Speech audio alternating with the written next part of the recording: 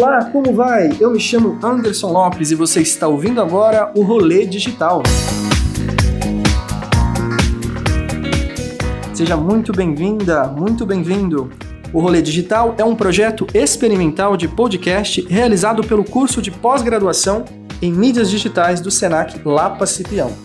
Com convidados e convidadas especiais, vamos discutir a cultura digital, as novas tribos urbanas e os nichos de consumo que são cada vez mais específicos. Durante todos os episódios do Rolê Digital, vamos falar de assuntos que fazem parte tanto do universo das redes quanto da vida prática.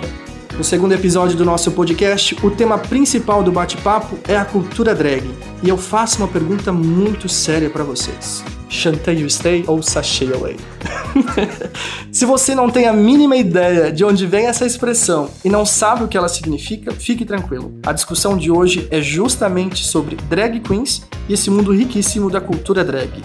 Hoje eu conto com a presença de 3 convidadas que não vieram montadas, mas que sabem muito sobre o tema: Maxi Paiva, Eliane Pereira e Nicole Garcês. Sejam todas muito bem-vindas ao Rolê Digital.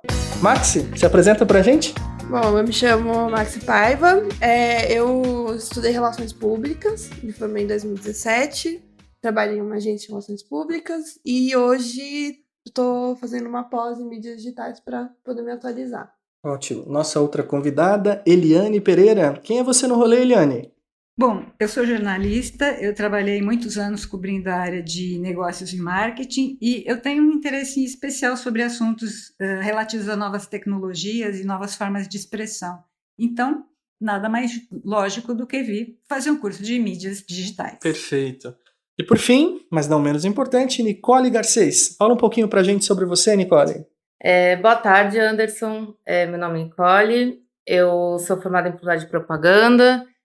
Atualmente não trabalho na área, então optei por fazer uma pós-graduação para poder estar me especializando na área e poder estar entrando no mercado de trabalho. Ótimo. Sobre o nosso tema, eu comecei falando logo no início, essas expressões Chantay you stay, sashay away, que elas são expressões muito conhecidas do universo drag, especialmente porque quem fala isso é talvez a drag queen mais conhecida no mundo inteiro, a americana RuPaul, no seu programa também de mesmo nome, RuPaul Drag Race.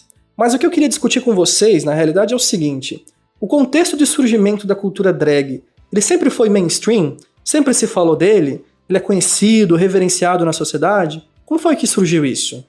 Desde a Grécia Antiga, no teatro mesmo, as mulheres não podiam atuar, então os homens já vinham se vestindo como mulheres para poder fazer esses papéis. E tem gente que defende que a abreviação Dressed as a Girl, que deu origem ao drag queen.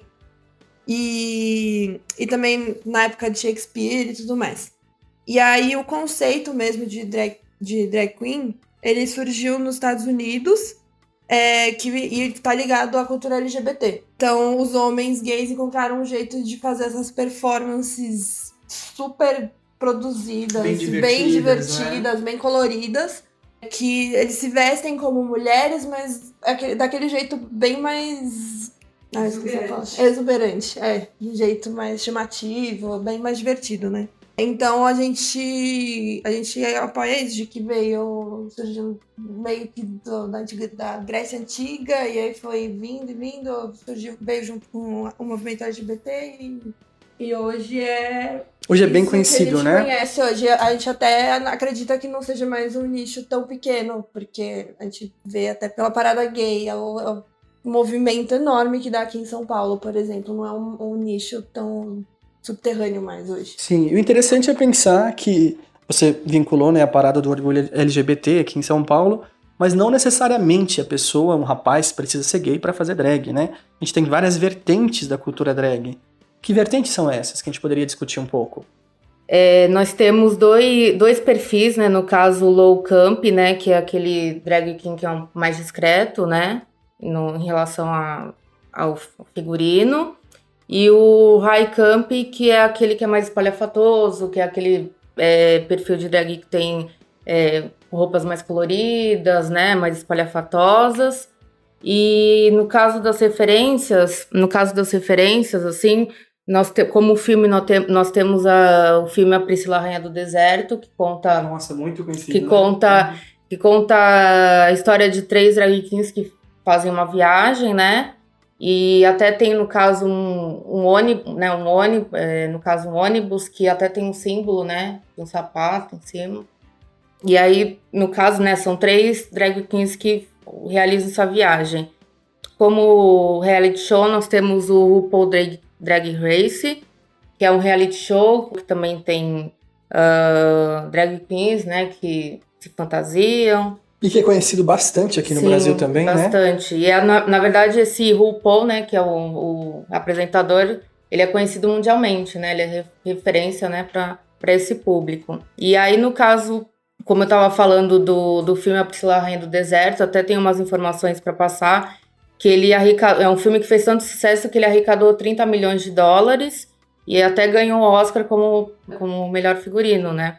Justamente figurino de drag queen. Sim. Mas falando em figurino, dá pra gente pensar o quanto da moda é influenciada e influencia também essas performances, né? Performances de expressão de gênero no campo da moda. Como que é a cultura drag e a relação com moda?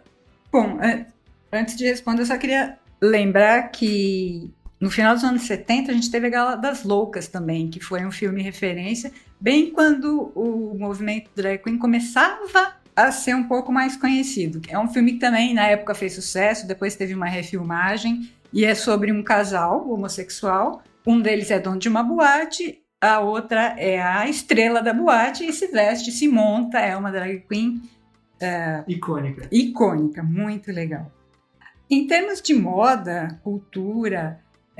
eu acho que a influência do movimento drag está começando a se fazer sentir no Brasil com mais força agora. Acho que lá fora eles já estão mais evoluídos nesse sentido. Mas a gente tem nichos de negócios surgindo exatamente para atender esse público, porque a demanda vem crescendo. Então a gente tem lojas especializadas em sapatos para drag queen, em perucas, tem sites especializados, tem umas histórias ótimas de empreendedores que começaram se montando, fazendo shows e passaram a fazer disso um mercado mesmo, né? Por exemplo, no caso da maquiagem, a gente tem uma série de influenciadores que são especializados em maquiagem para drag queen, né? A Maxi tem aí uns exemplos muito legais. Sim, eu lembro que a MAC, uma marca de maquiagem super profissional, eles fizeram, eu lembro na Paulista, de uma ação focando na maquiagem forte que as drag queens usam no corpo, né? Tem sempre uma expressão na maquiagem. Elas fazem... Você vê o desenho da sobrancelha, sempre um estilo... Assim, toda maquiagem... Não toda, né? Porque tem essas diferentes vertentes. Mas a que a gente mais conhece hoje são aquelas maquiagens bem pesadas, com bastante cor. O olho daquele jeito, ou muito grande, sabe? O olho pequenininho, com aquela maquiagem toda colorida. E aí, na MAC, eu lembro de venderem, de focarem bem nisso. E também eu percebi, assim, até com amigas minhas, que a maquiagem das drag queens tá chegando pro público feminino. Então, as mulheres mesmo estão começando a buscar esse tipo de maquiagem. Começa a colocar um monte de glitter pra festa, coloca um monte de cor, sabe? E eu acho isso bem legal. É interessante, porque a gente começa a perceber que algo que era de um nicho, né? No começo a gente já discutiu que não é tão mais um nicho subterrâneo, assim, já tem uma discussão mais no campo do mainstream, começa a aparecer em outros mercados, né? Eu achei muito curioso, Eliane, quando você estava falando dos sapatos, justamente porque dá para pensar que devem ser sapatos exuberantes, glamurosos, mas de um tamanho 44, 45, a depender do tamanho do pé da pessoa. Então tem que ser um nicho muito específico mesmo, né? Eu queria comentar com vocês uma coisa, em relação ainda à cultura drag.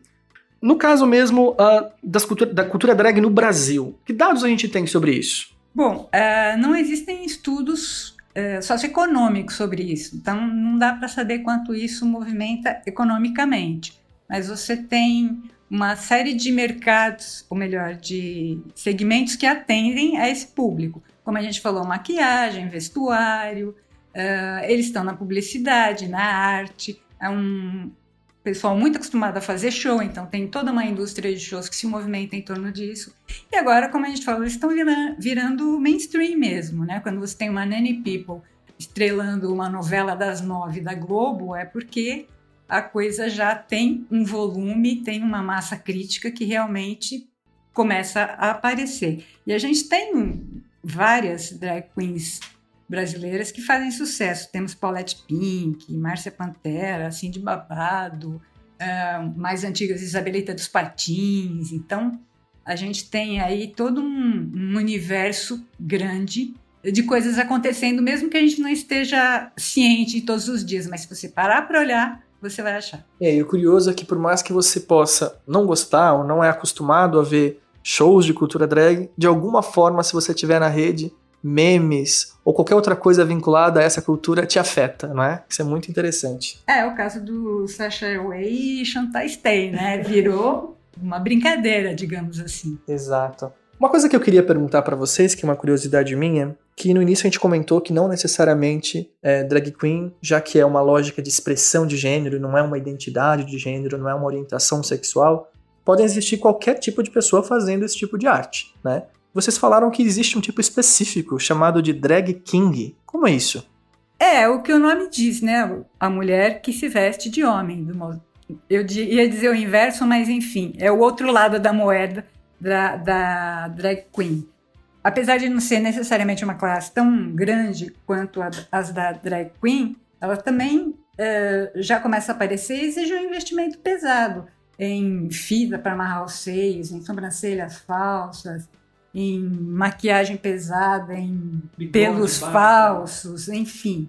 E o pessoal que faz shows como drag king, eles dançam, eles fazem cover de cantores, fazem stand-up comedy. É muito interessante porque eles tentam fazer um espetáculo quebrando os padrões estabelecidos de comportamento masculino. Então é uma coisa bem, bem diferente. E bem diversa.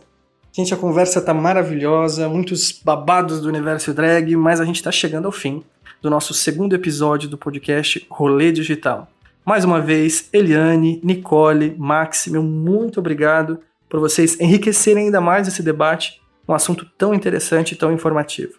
Uma discussão que mostrou como a cultura drag é muito diversa, plural, receptiva, inclusive, né, com qualquer pessoa que queira brincar, se expressar e, por que não, provocar com a arte, com as formas de se expressar, variadas maneiras de ser. Convidadas, um último comentário rapidinho para a gente encerrar essa edição? Bom, eu acho que valia a pena a gente explicar para a nossa audiência que não está por dentro do babado que Sasha Way é quando o RuPaul manda alguém para fora do programa e Chantal Stay é quando a pessoa fica. Então, Chantal Stay para todo mundo. Ótimo. Eu que agradeço pela oportunidade para a gente estar discutindo mais esse assunto. Eu também agradeço bastante isso. Eu acho que é um tema muito, muito legal, mas muito importante também pra gente aprender, né?